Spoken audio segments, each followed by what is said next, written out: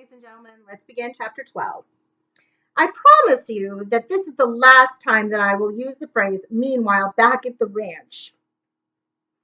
But I can think of no other way to return to the moment when Klaus has just explained to Mr. Poe what Sonny had meant by shouting, aha! And now everyone in the reptile room was staring at Stefano. Sonny looked triumphant. Klaus looked defiant. Mr. Poe looked furious. Mr. Dr. Lucifant looked worried. You couldn't tell how the incredibly deadly viper looked because the facial expressions of snakes are difficult to read.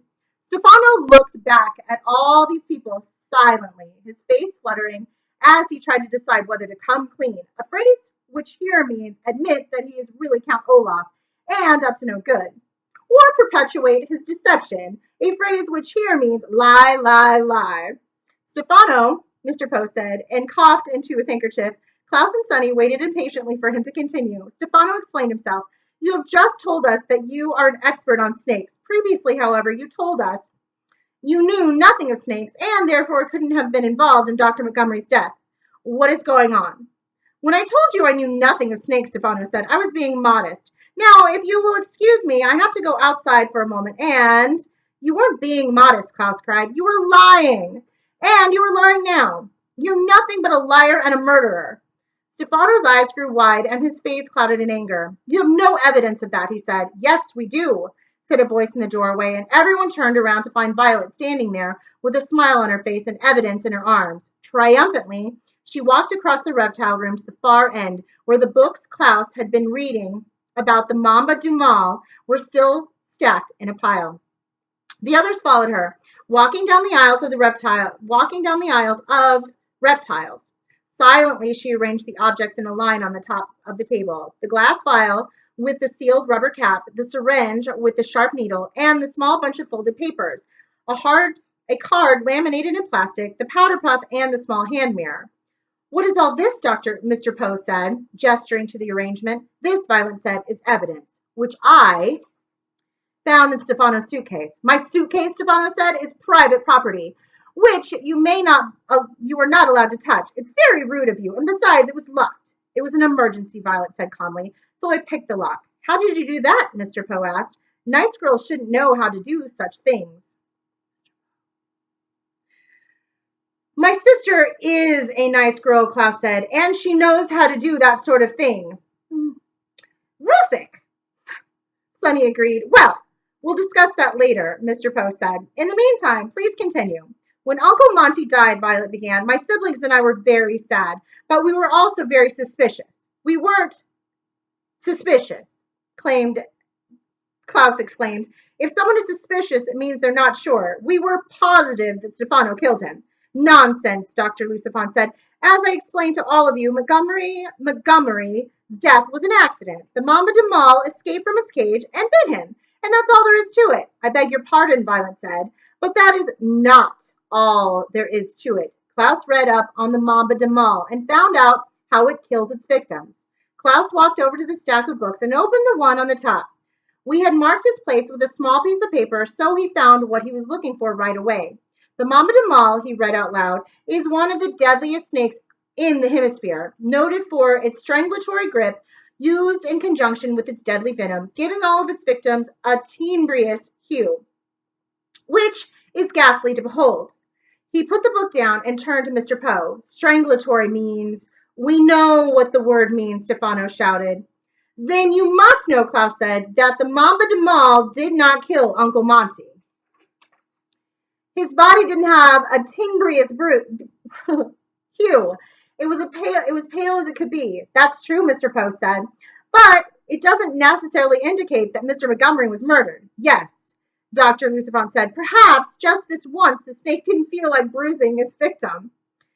It is more likely, Violet said, that Uncle Monty was killed with these items. She held up the glass vial with the sealed rubber cap. This vial is labeled Venom du Mal, and it's obviously from Uncle Monty's cabinet of venom samples. She then held up the syringe with the sharp needle. Olaf took the syringe and injected, Olaf, took this syringe and injected the venom into Uncle Monty. Then he poked an extra hole so it would like the snake had bitten him. But I loved Dr. Montgomery, Stefano said. I would have had nothing to gain from his death. Sometimes, when someone tells a ridiculous lie, it is best to ignore entirely. When I turned 18, as we all know, Violet continued, ignoring Stefano entirely, I inherit the Baudelaire fortune, and Stefano intended to get that fortune for himself. It would be easier to do so if we were in a location that was more difficult to trace, such as Peru. Violet held up the small bunch of folded papers. These are tickets for the Prospero, leaving Hazy Harbor for Peru at 5 o'clock today. That's where Stefano was taking us when we happened to run into Mr. Poe. But Uncle Monty's tore up Stefano's ticket to Peru, Klaus said, looking confused. I saw him. That's true, Violet said. That's why he had to get Uncle Monty out of the way. He killed Uncle Monty. Violet stopped for a minute and shuddered. He killed Uncle Monty and took this laminated card. It's Monty's membership card for the Herpetological Society. Stefano planned to pose as Uncle Monty to get aboard the Prospero and whisk us away to Peru. But I don't understand, Mr. Poe said. Really? Do we expect him to understand? How does Stefano even know about your fortune? Because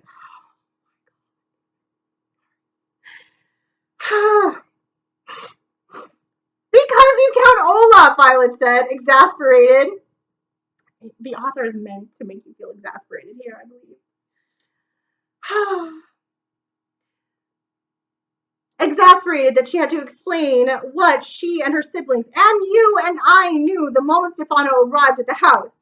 He may have shaved his head and trimmed off his eyebrows, but the only way he could get rid of the tattoo on his left ankle was with his powder puff and hand mirror. There's makeup all over his left ankle to hide the eye, and I'll bet if you rubbed it with cloth, we could see the tattoo. That's absurd, Stefano cried. We'll see about that, Mr. Poe replied. Now, who has a cloth? Really? We need more evidence.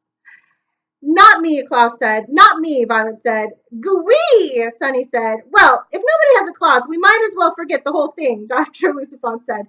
But Mr. Poe held up a finger to tell him to wait. To the relief of the Baudelaire orphans, he reached into his pocket and withdrew his handkerchief. Your left ankle, please, he said sternly to Stefano. But you've been coughing into that all day, Stefano said. It has germs. If you are really who the children say you are, Mr. Poe said, then germs are the least of your problems. Your left ankle, please. Stefano. And